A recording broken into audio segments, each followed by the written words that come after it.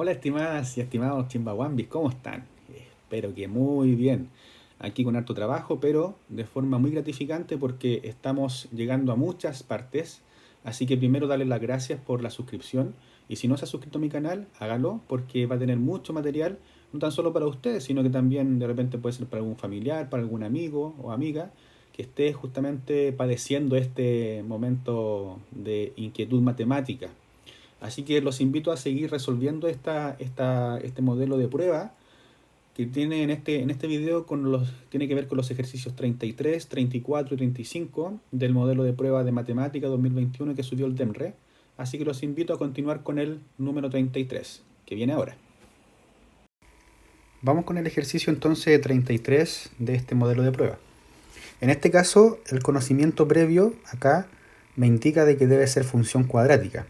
Específicamente, ¿qué es lo que debo manejarme con función cuadrática? Debo manejarme con la concavidad, ¿sí? Si es hacia abajo o es hacia arriba. Debo también manejarme con un tema de conocer cuáles son los ceros de una función, ¿cierto? Los puntos en donde intersecta la parábola del eje X. Y así algunas otras cosas que son como las básicas de lo que son las parábolas. Entonces, en este caso me dice, una florista necesita armar un arco de flores que estará ubicado verticalmente al suelo para un matrimonio, el cual según las especificaciones de los novios debe tener la forma de una parábola, como lo indica acá, ¿cierto?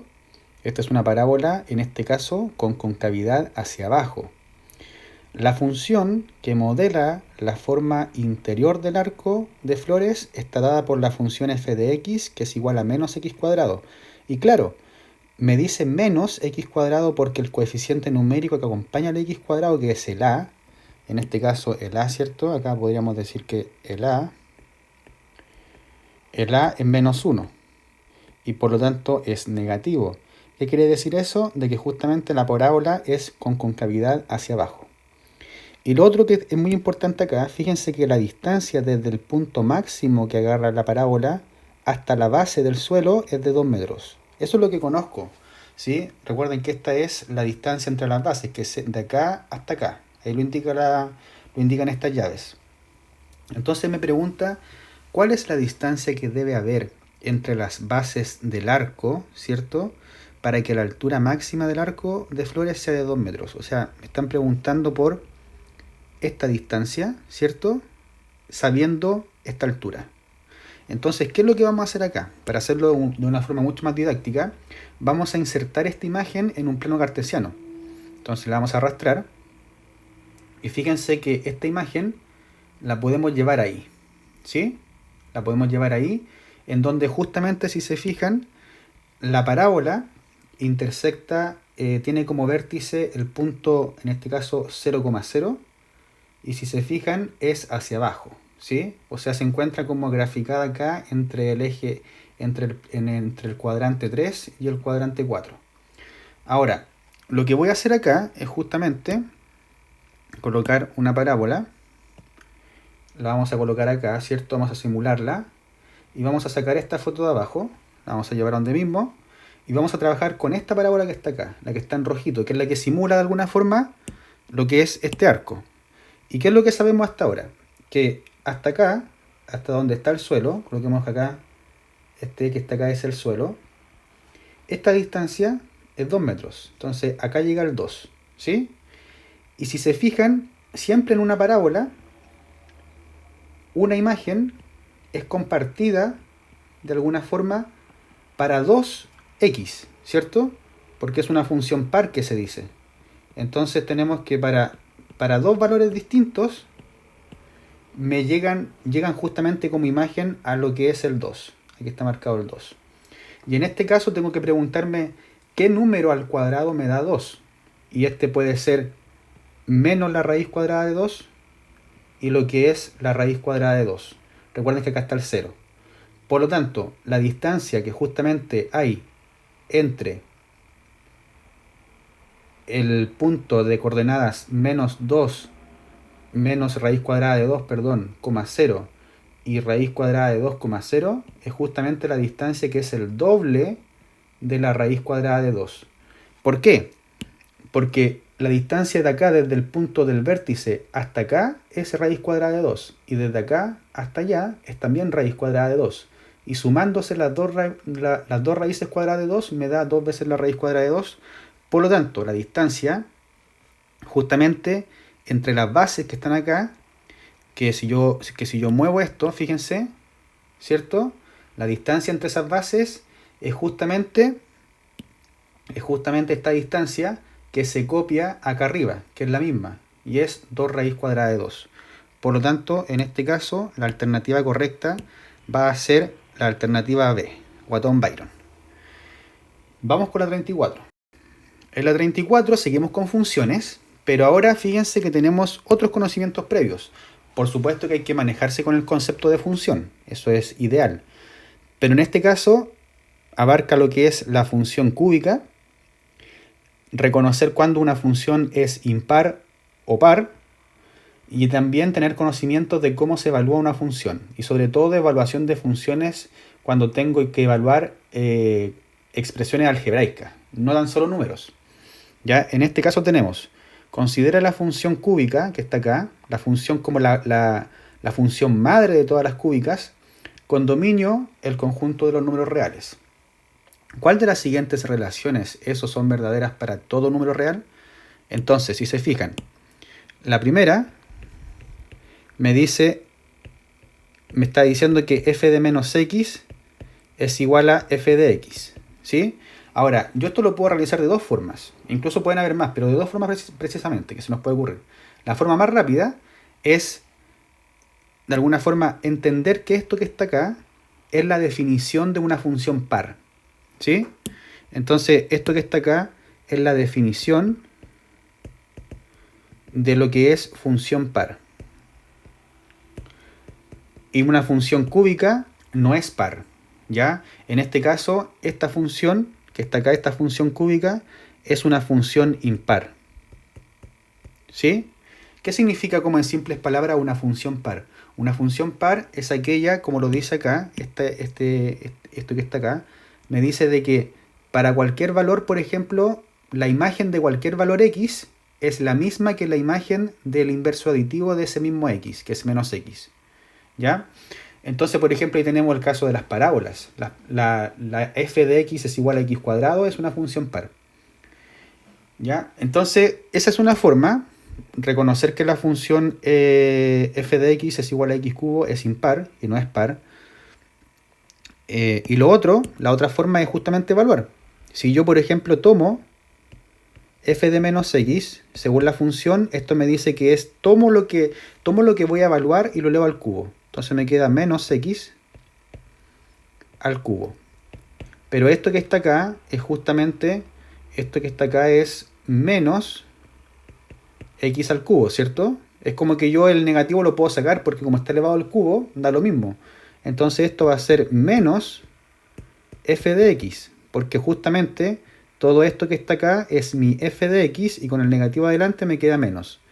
Por lo tanto, se cumple esa relación de que f de menos x es igual a menos f de x.